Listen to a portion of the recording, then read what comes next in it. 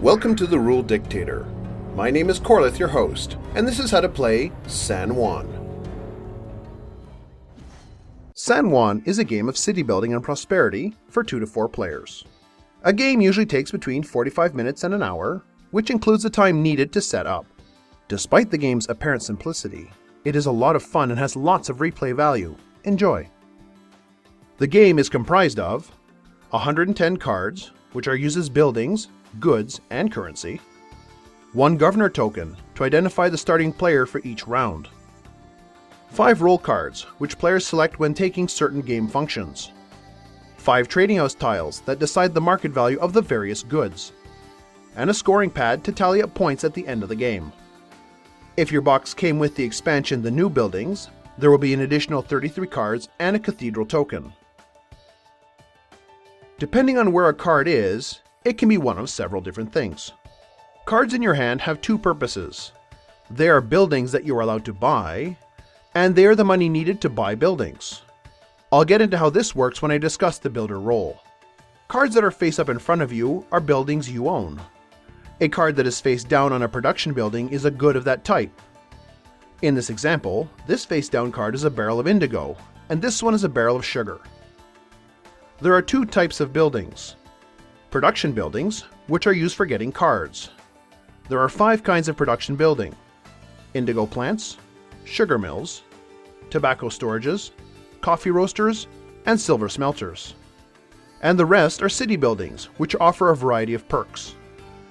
A player may purchase more than one of the same kind of production building, but is limited to one of each kind of city building.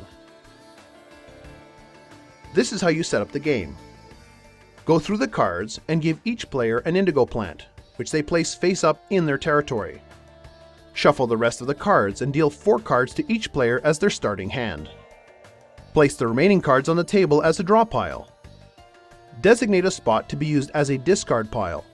All cards are discarded onto this pile face down so that no one knows what was thrown out. Put the 5 roll cards in the middle. If you're using the expansion, put the cathedral token in the middle, and select someone as the first starting player by giving them the governor token. Oh, before I forget, when the draw pile is exhausted, shuffle the discard pile and make it the new draw pile. The game is played over a series of rounds. Here is a detailed look at how rounds work. A round has 3 phases: the beginning of the round, role selection, and the end of round cleanup. The beginning of a round has 2 phases. Victory buildings. The governor reminds everyone that this is their chance to place cards under a chapel or bank, if they own either or both of those cards. Hand limit. The governor reminds everyone to check if the number of cards that are in their hand is over the hand limit, which is 7 cards by default. When they have too many cards, they must discard down to the limit. The guard room and tower city cards change the hand limit, so keep that in mind when those cards are in play. The governor, being the starting player for the round, picks the first roll and may execute the roll's action and its privilege. Then, go around the table, giving each player a chance to execute that roll's action, but they may not take advantage of the privilege. Don't forget to consider any buildings you own that grant perks during that roll. For example, the owner of a quarry gets a discount of a doubloon when purchasing a city building during the builder roll. Once everyone is done with the first roll, the player to the left of the governor picks up one of the remaining rolls and may execute its action and privilege. Go around the table again so that everyone can take a turn doing that roll's action. But remember, only the person who picked the roll may use the privilege associated with the roll. Continue until every player selected a roll, at which point the round ends. Oh, minor exception here. In a 2-player game, instead of ending the round after the second roll has been taken, the governor makes a second choice of the remaining rolls. That means that at the end of the round, 3 rolls will have been taken, 2 by the governor and 1 by the other player.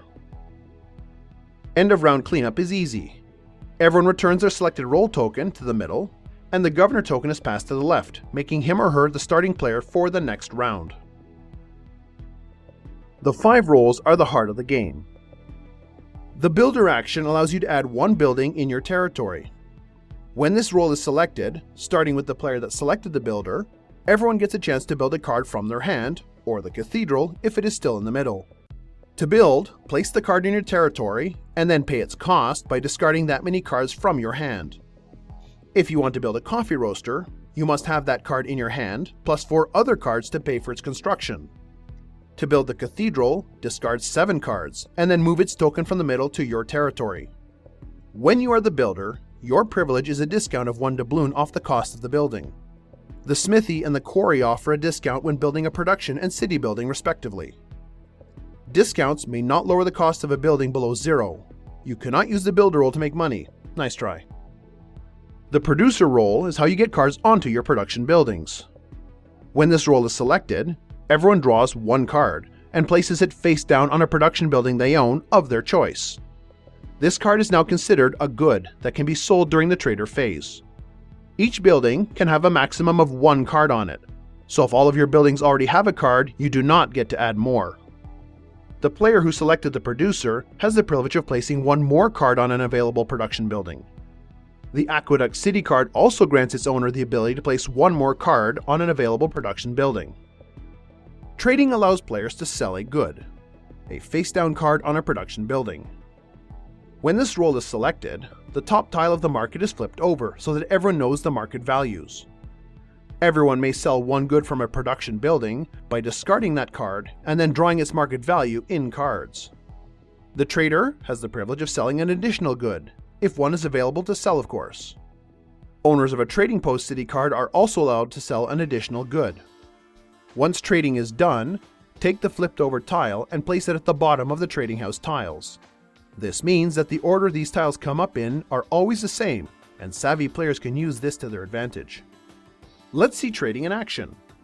If this was the tile that was flipped over, the market value for indigo and sugar is 1, tobacco and coffee is 2, and silver is 3. If this was the player that selected the trader role, he or she may sell up to 2 goods because of the privilege. In this example, a silver smelter and 2 coffee roasters are occupied, so the player decides to sell a silver and a coffee. The cards on the smelter and roaster are discarded, and then 5 cards are drawn into the player's hand. The counselor gives all players a chance to look through some cards and keep the one they like the most. When this role is selected, the counselor, due to the privilege, draws 5 cards. Everyone else draws 2 cards. The players look through the drawn cards, adds 1 of them to their hand, and discards the rest. The main purpose of the counselor is to look for specific cards needed for your strategy. The prospector is unique in that it has no action. The player that takes the prospector draws a card into their hand as a privilege.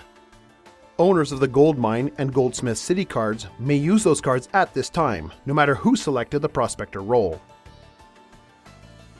At the end of the builder role, in which a player added a 12th building to their territory, the game is over. Don't bother completing the round. Proceed to adding up everyone's score. Total the point value of each purple hexagon on your buildings. Count the number of cards under your chapel, bank, and harbor. Each card is worth 1 point. Figure out how many points the 6-cost victory buildings are worth, except for the palace, which is tallied later. Get a subtotal of the first 3. If you have a palace, take the subtotal and divide it by 4 rounding down, to get how many points it is worth. Add the subtotal to the points gained from the palace to derive the final score. Most points win. In the case of a tie, count the number of cards that were in hand and on production buildings to try and break the tie. If they are still tied for first, they share the victory.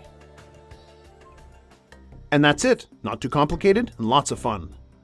Board Game Geek has more information about the first and second editions of San Juan listed here and below in the description.